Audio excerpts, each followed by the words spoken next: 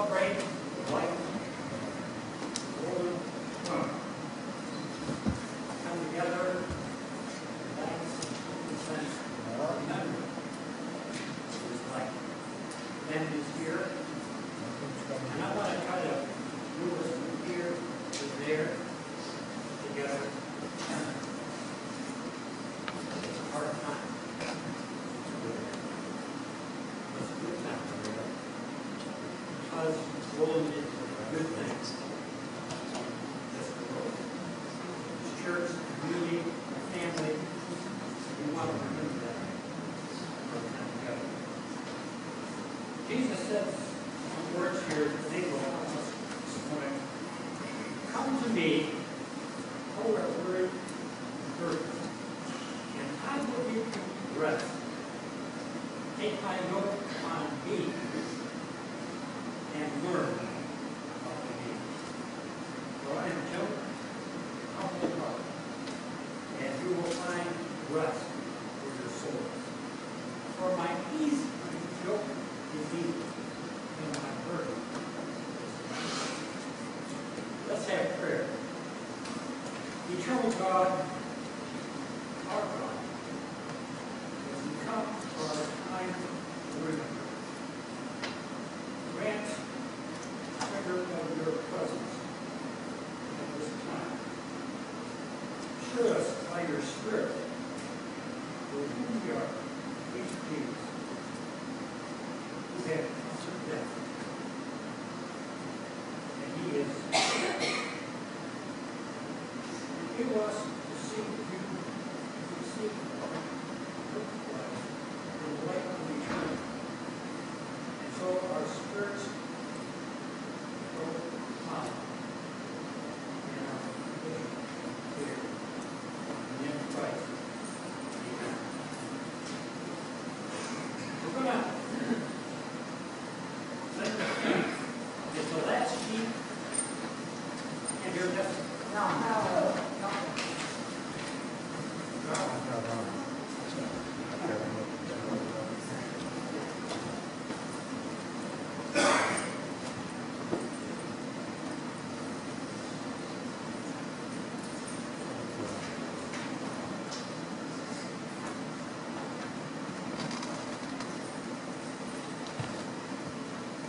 Can you see now?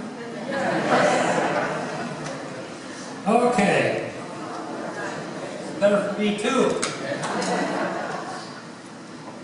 Okay, I'm going to sing. Last page of your book. How great thou art. We'll sing together. Thank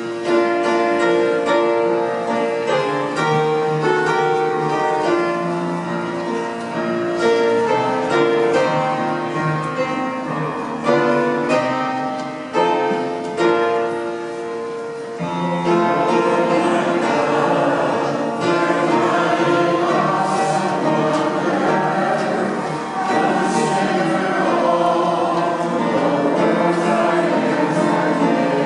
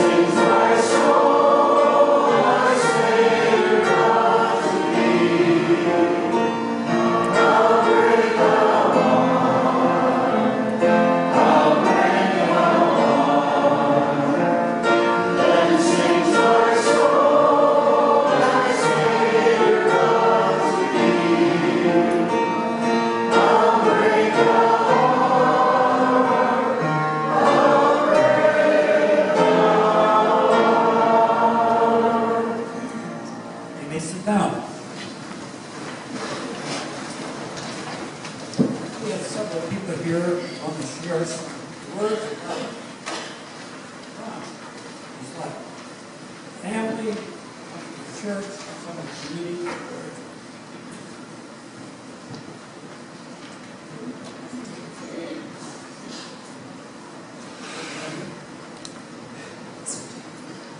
Hi, everybody. Today is actually a blessing. The past year for Dad was really hard. His dementia kind of took over.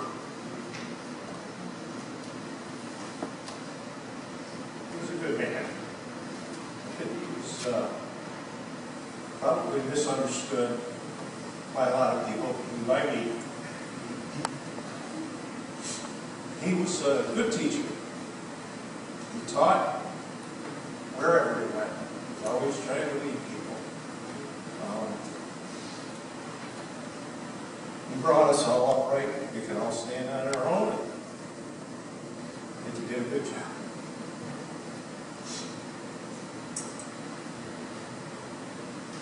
For anybody that doesn't know me, I'm Ron's daughter-in-law, Lori. I just want to tell you a little bit about Dad. He served in the ROTC while attending Alfred College. He married Jean in 1956. He served in the Army for 4 more years. Ron was a good man of strong faith, sensitive and intelligent, but at the same time, very complicated man, and that many of us could never quite figure out. He was the chairman of the English department at Churchville Chi-Li. Ron had a great leadership ability and well regarded by his students. Many of them have reached out to us to share the impact he had on their lives. Ron was instrumental in opening Westside Credit Union. He was the first customer. Ron also served his community and church well. He taught Sunday school. He sang in the choir. He served on a session. Ran the week of renewal after Harris Wilcox stepped down.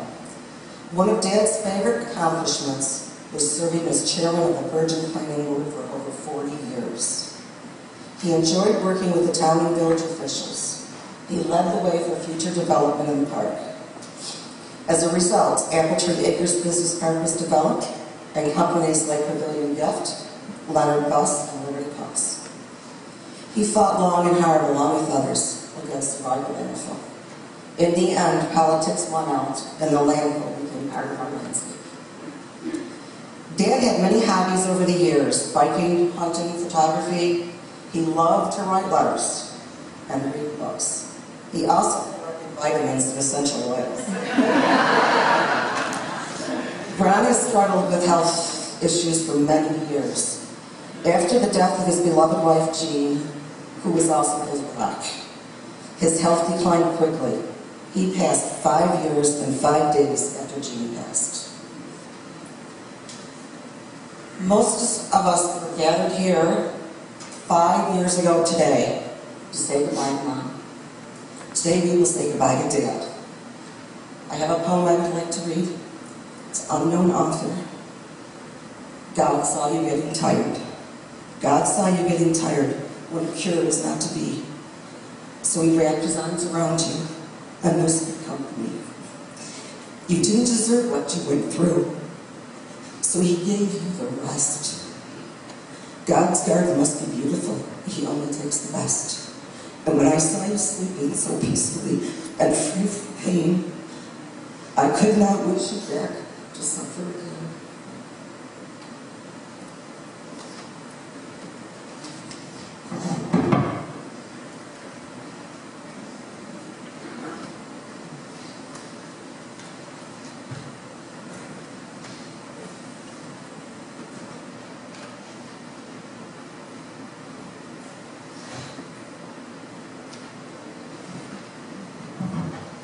Good morning. My name is Doc Kavanaugh, formerly Patrick Joseph Kavanaugh when I was much younger. And I was a student of Mr. Claus. And it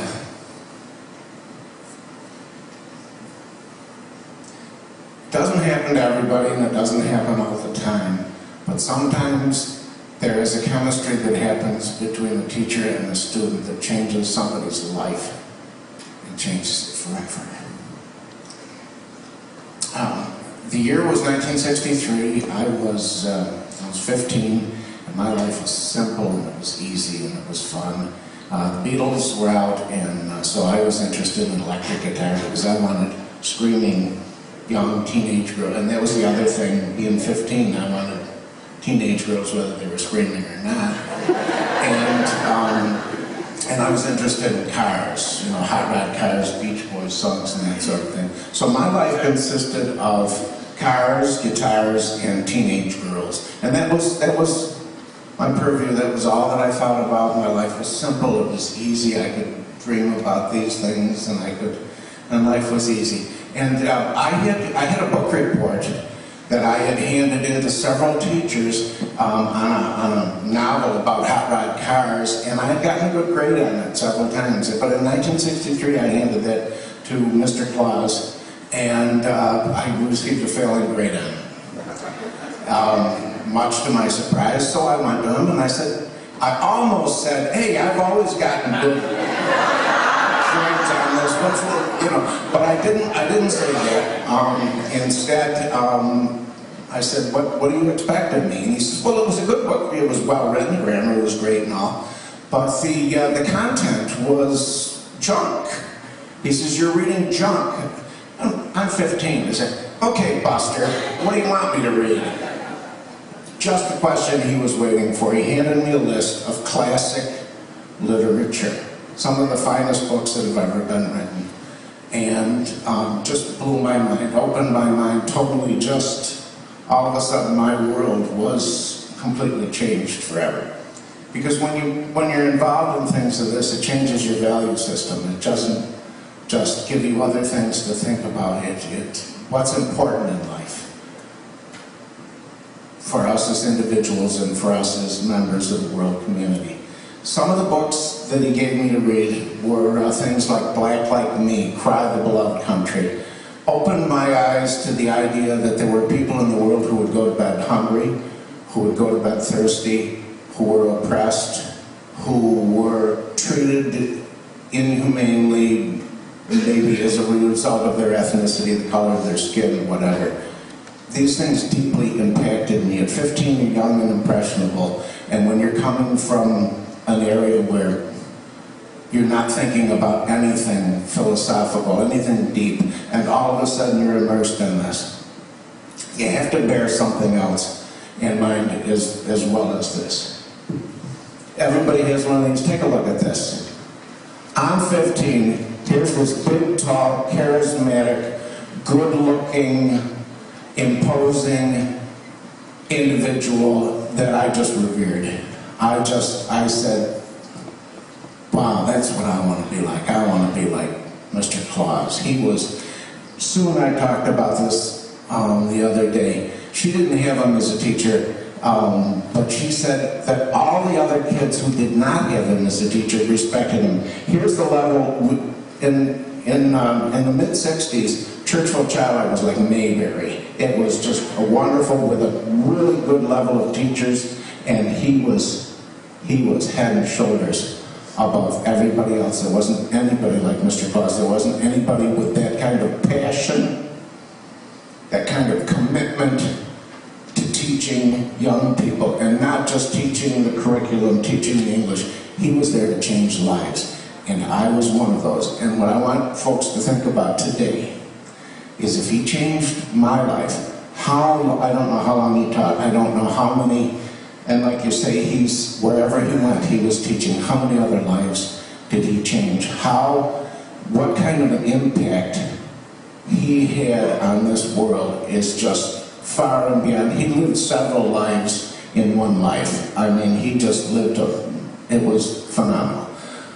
I didn't see him much after high school, but I did get the chance to connect with him a few times. Either I was riding a bike down Swamp Road, or he was riding a bike in this general direction.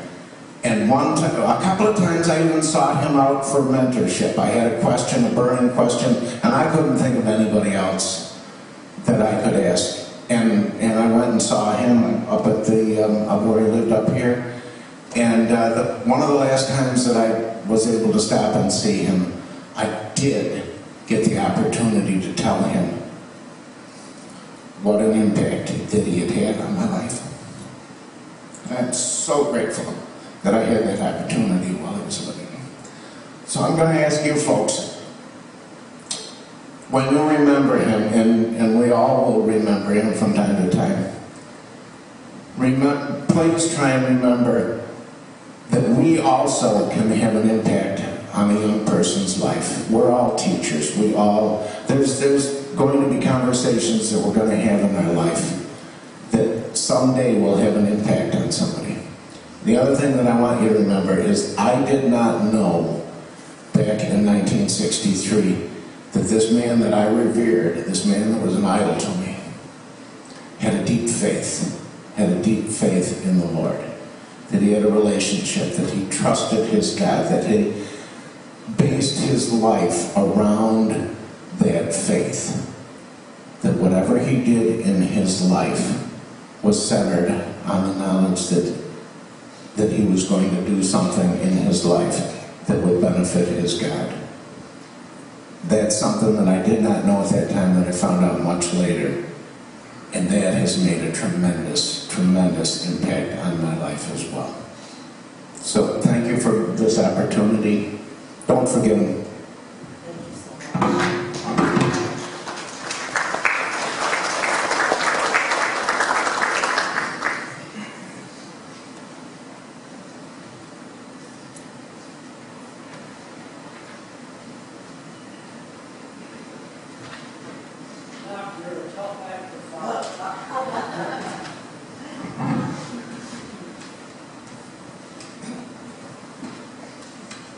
I had to do some real thinking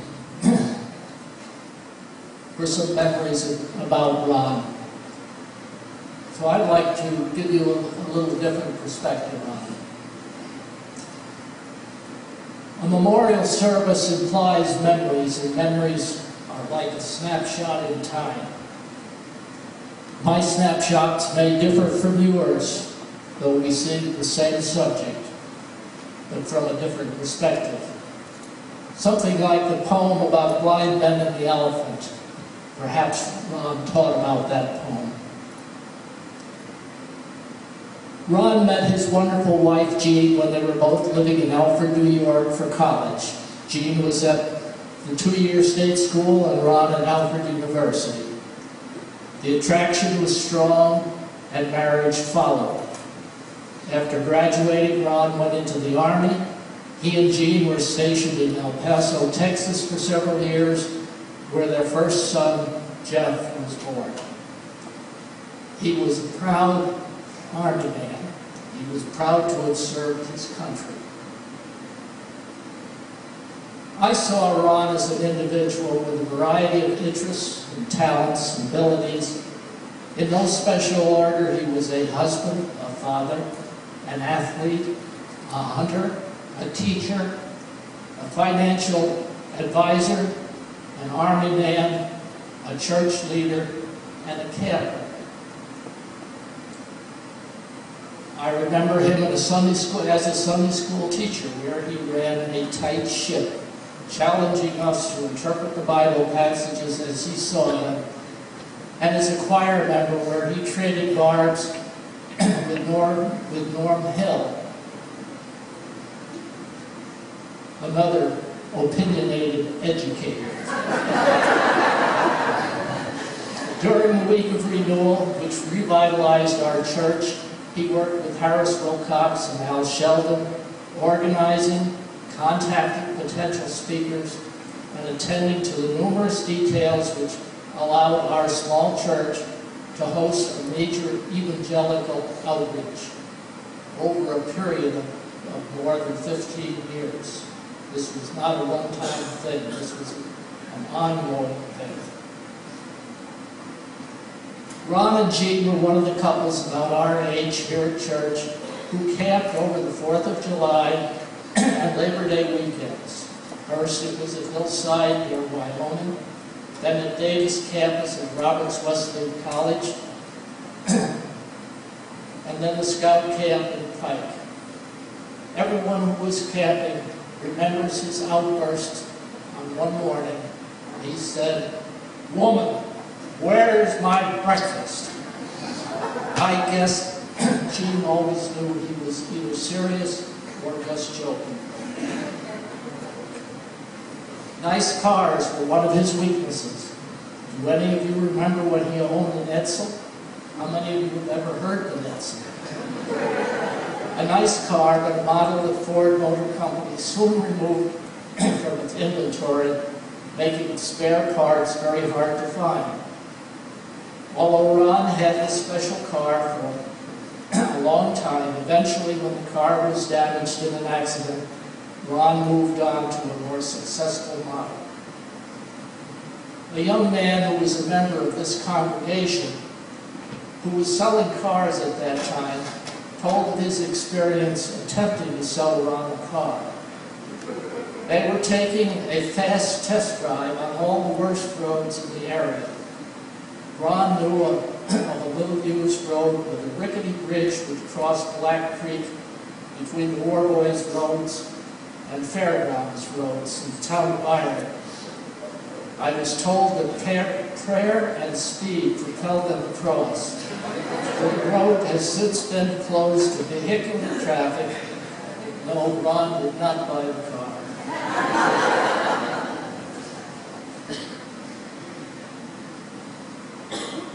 A business heavily supported by Ron was Schamberger Chiropractic.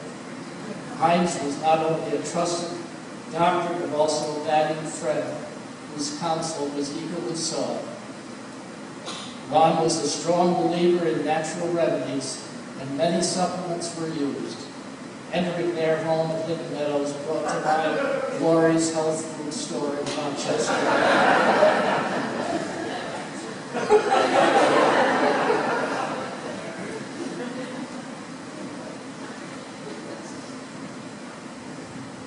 think I better put on my glasses. I'm having trouble with it.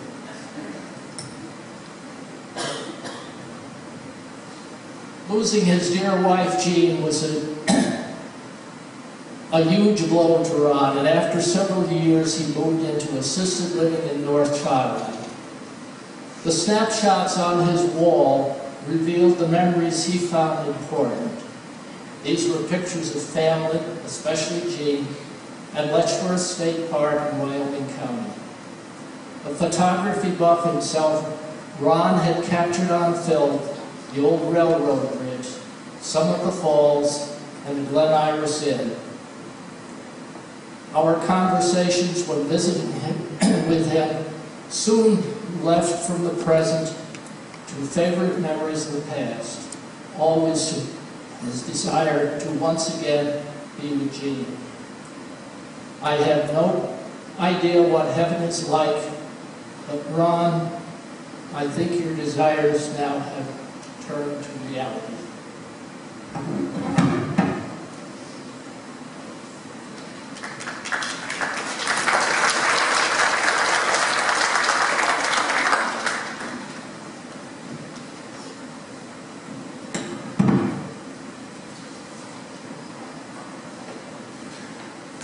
I first met Ron when our family moved actually across the street when I was a teenager, and my memories start with him singing in the choir, and he was an anchor in the tenor section, and I never had any idea that we would turn into friends through the decades, and I had just a great respect for his mind, his wisdom, and his commitment to get things done. And I'm pleased to be here today and read from the Word of God from Psalm 23. The Lord is my shepherd, I lack nothing. He makes me lie down in green pastures. He leads me beside the quiet waters. He refreshes my soul. He guides me along the right paths for His name's sake. Even though I walk through the valley of the shadow of death, I will fear no evil, for you are with me. Your rod and your staff, they comfort me. You prepare a table before me in the presence of my enemies. You anoint my head with oil. My cup overflows. Surely your goodness and love will follow me all the days of my life, and I will dwell in the house of the Lord forever.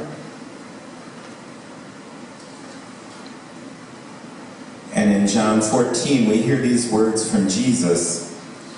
Do not let your hearts be troubled. You believe in God, believe also in me. My Father's house has many rooms. If that were not so, would I have told you that I am going there to prepare a place for you? And if I go and prepare a place for you, I will come back and take you to be with me, that you also may be where I am. You know the way to the place where I am going. Thomas said to him, Lord, we don't know where you're going, so how can we know the way? Jesus answered, I am the way, and the truth, and the life. No one comes to the Father except through me.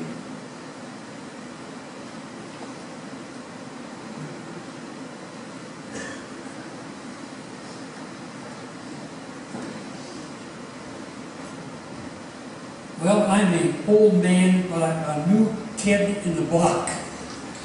We just moved this last 3 years, and I never know Ron. And so, how am I going to say? I had a little time with the boys and Lori this week, and had a great time together. Sense of our memories and the sense of our tears. The joy for us to do that. You know, Ron had 3 boys. They're here. And he did the best thing he did to help you sort of rise up in what you did in your life. You know, God had a son too. You know that? The Father of the heaven. His son is Jesus Christ. And I think about that, man, that's really something. You know, God has some standards too in life. But he comes to an idea that he did his own son come of this world to see how do we operate in our life.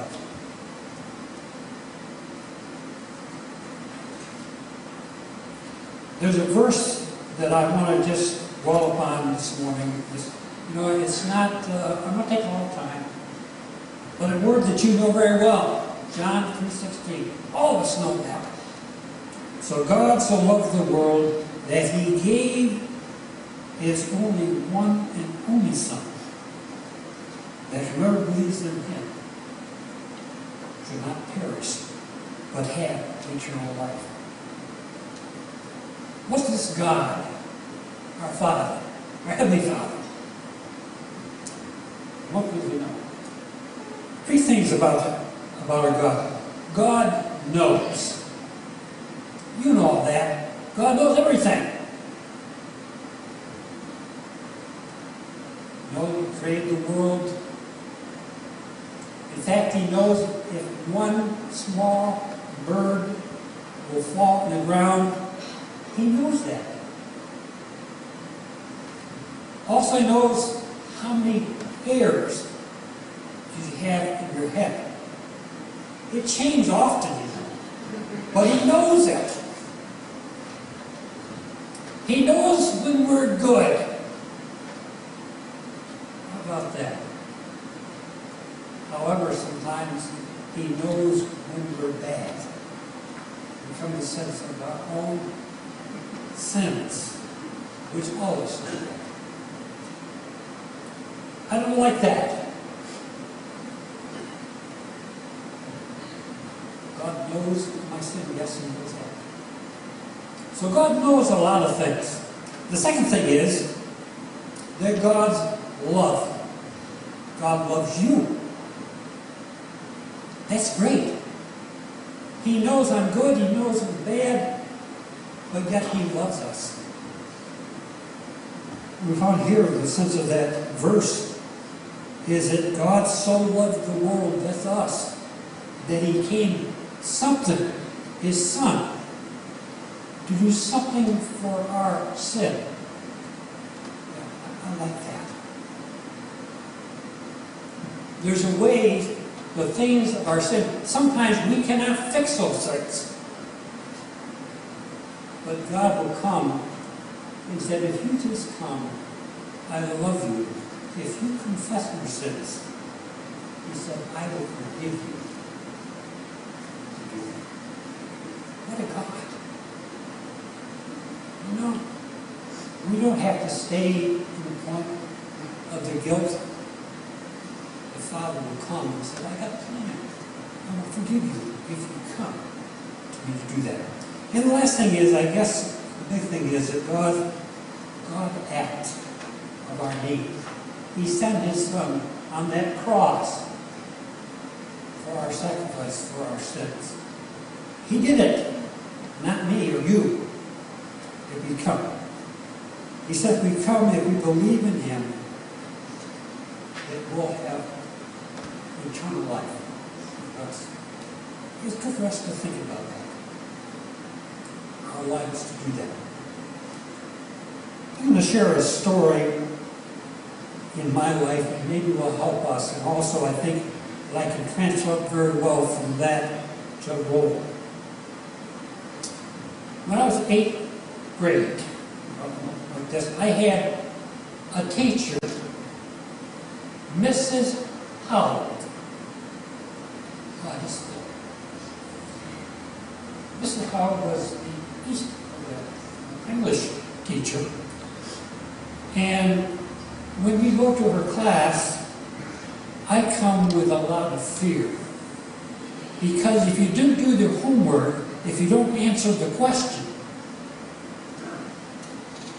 the sense of her madness on me is bad. What she does with us, if you can't do it, he said, you have to go in the hallway. Also, that you have to stay in the place in the hallway so I can see you. You can see me. She wants to be sure what you're doing. Oh, I hate her.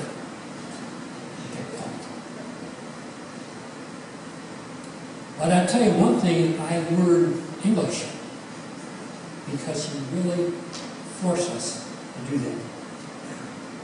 When I finished 8th grade, I go to high school, and what happened, I found my classes in English was easy because what's the base that she did, that I can do it easy. In fact, I go to college, I had an English major. It was easy. I write pretty good because I know how you come to the sense of nouns, verbs, and all those things so you can write. Late in life, about 25 years before that, I had a stroke. And it robbed my speech totally. I was involved with rehab for 3, 4, 5 years with that. And my speech, it came. In fact, I'm talking today. Something's good with that. But also in the sense when I came to the point to find how you put those things on paper, writing, how do you do that? You know what? Miss Howard. She was the center about those things. I remember those things because what she did in life. I forgot now the sense of the fear that she had, and for that year. But I'm coming out. I want to give my gratitude of Mrs. Howard. Today we're doing the same thing about Roland. Sometimes a rough time to deal with it. But you know what? What he did for the best, that is his love to help us in the sense of his standard for us to do that. Today we're going to come and give gratitude to God for a person like Roland who came in our life. Help us. As they come and see later, yes, he did more than what we thought in life to do that. Praise God. for Roland in our room. Let's have prayer. Father, thank you for our time to remember about Claus. Thank you for his commitment, his standard, in the sense of the family, the church, community, and also more of that, his commitment to God and life to do that. Father, help us that we can remember of those things. Father, now I think about the family. It's hard to have a loss in our life. We ask that your Spirit will come, give comfort and courage, forgiveness and peace as days come. One thing you want to come and talk with him, but he's gone. Father, help us in the sense of your goodness, in the sense of your Spirit. And give us of your voice so we can go forward in life. Give strength. Thank you. In the name of Christ, amen. Girls, rise, please. This is a prayer for you. To God who is able to keep you from him and present you before his glorious presence, without fault or with great joy. To the only God, our Savior, his glory, majesty, power, and authority, through Jesus Christ our Lord. Amen. Amen. Let me sit down.